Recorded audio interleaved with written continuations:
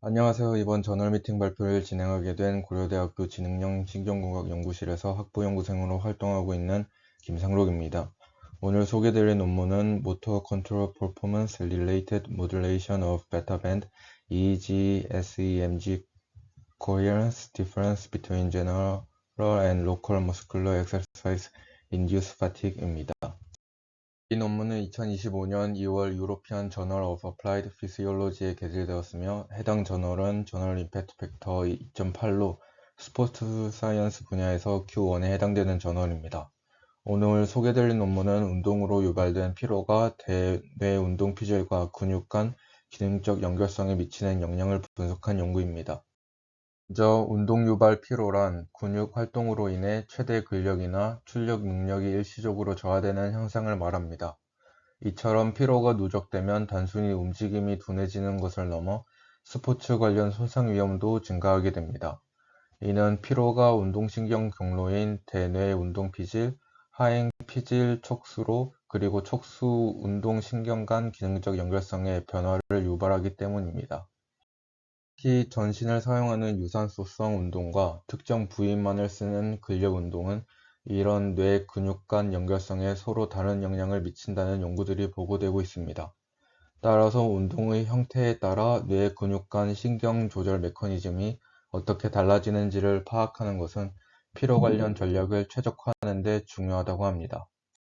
피로가 중추신경계와 말초 근육 간의 기능적 연결성에 미치는 영향을 분석하기 위해 여러 연구에서 뇌파와 표면 근전도 간 코헤런스 분석이 사용되어 왔다고 합니다.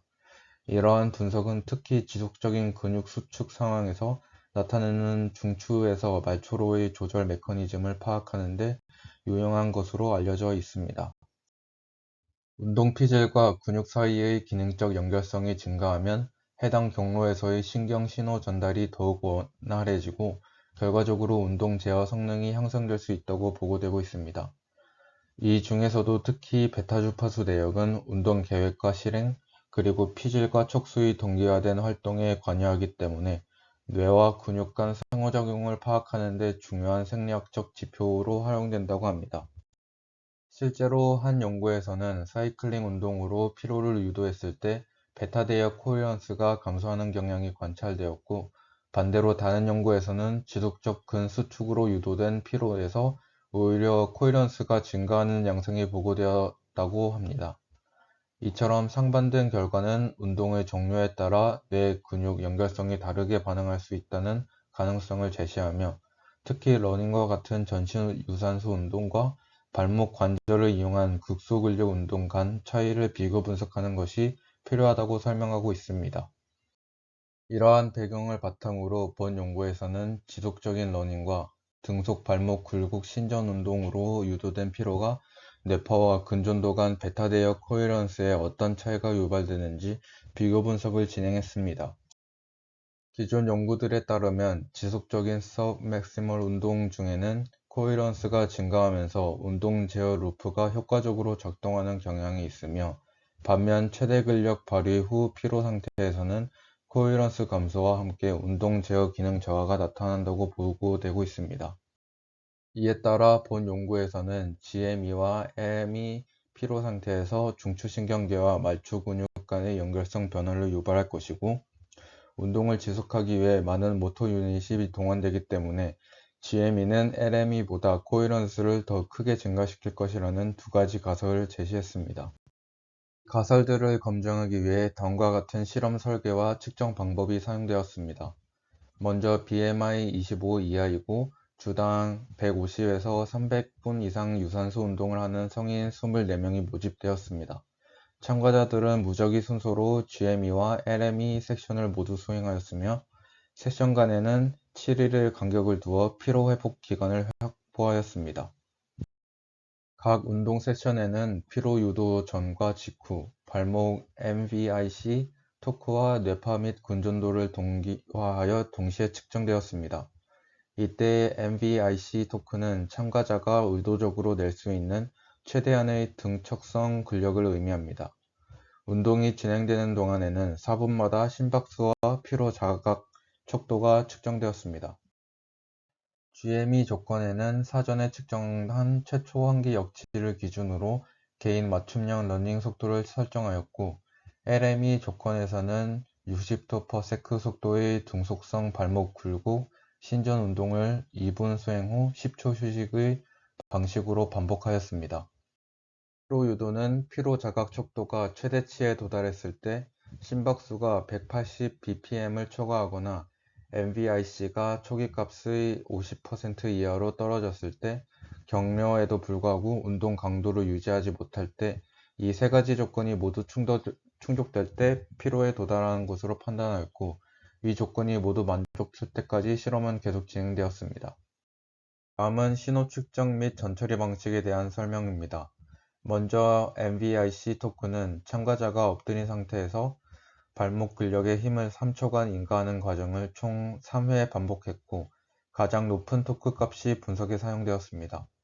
뇌파는 센소리 모터 영역을 중심으로 6개 채널에서 수집되었고, 전처리는 베타 대역 필터링, CAR, 그리고 ICA가 진행되었습니다.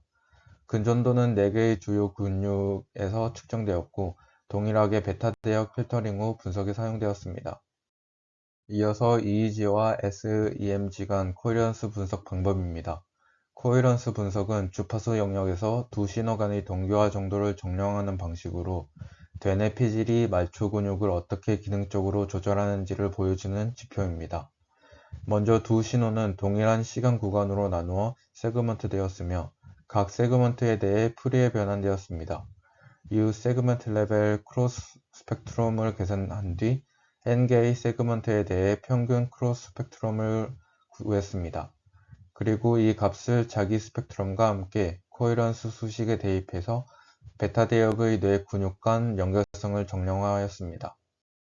이번 연구에서는 되뇌 피질과 SOL 근육 간의 코헤런스를 주요 분석 지표로 설정하였습니다.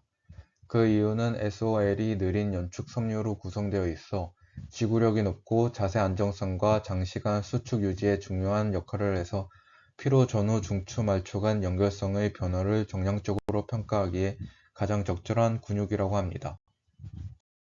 다음은 운동 피로 전후 뇌파와 SOL 근육 간의 코헤런스 변화를 나타낸 결과입니다. 총 6개의 그래프는 세미모터 영역의 뇌파 채널과 SOL 근육 간의 코헤런스 앰플리튜드를 각각 시각화한 것입니다. 색상은 운동 유형을 구분하며 빨간색은 유산소성 운동, 초록색은 국소근력 운동을 의미하며 각각 운동 피로 전과 후를 비교하고 있습니다. 막대 위에 표시된 ABC는 통계적으로 유의미한 차이를 나타냅니다.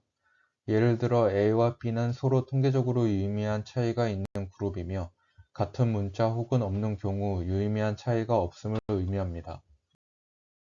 분석 결과 CZ, FC1, FCZ 세 채널에서 운동 유형과 시간 간 상호작용 효과가 통계적으로 유의미하게 나타났습니다. 구체적으로 유산소성 운동 이후에는 코헤런스가 유의미하게 증가한 반면, 국소근력 운동 이후에는 오히려 코헤런스가 감소하는 경향을 보였습니다. 이러한 결과는 유산소성 운동은 중추신경계와 말초 근육 간 기능적 연결성을 강화시키는 반면, 국소근력 운동은 이 연결성을 저해할 수 있음을 시사합니다.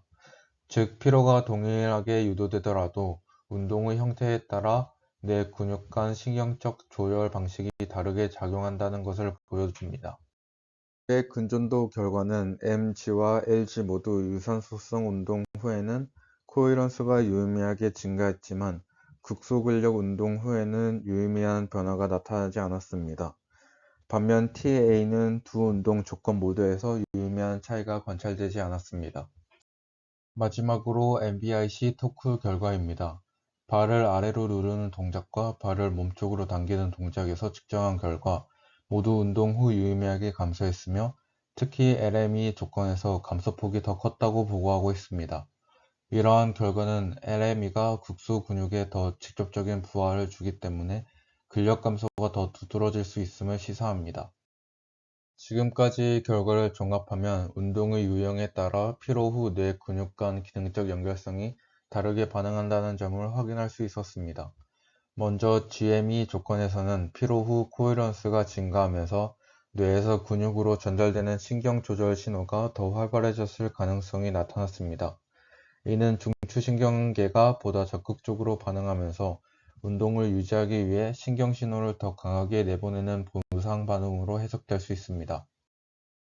반면 LME 조건에서는 코헤런스가 감소하였으며, 이는 극소 피로로 인해 신경신호 전달 효율이 떨어졌기 때문으로 보입니다. 이처럼 같은 피로 상태에서도 운동 방식에 따라 뇌 근육 간 상호작용이 다르게 나타나는 점은 단순한 근력 저하를 넘어 운동 방식이 신경계의 작동 양상 자체에 영향을 미친다는 점을 시사합니다. 한편 논문에서 연구의 한계점으로 코헤런스 분석은 발목 최대 등속 운동 과제에만 제한되어 있기 때문에 향후에는 정적 과제나 서브 맥시멈 운동 조건에 대해 분석이 필요하다고 합니다. 그리고 뇌 근육 간 신경 신호에는 시간 지연이 존재하기 때문에 이러한 시간 차를 고려한 정밀한 분석 기법이 향후 연구에서 보완되어야 합니다. 마지막으로 본 연구는 하지 근육만을 대상으로 수행되었으며, 상지와 하지 간의 피로 반응 차이를 비교하지 않았기 때문에 신체 부위별 특성에 대한 추가 연구도 필요해 보입니다. 이상으로 발표를 마치겠습니다. 감사합니다.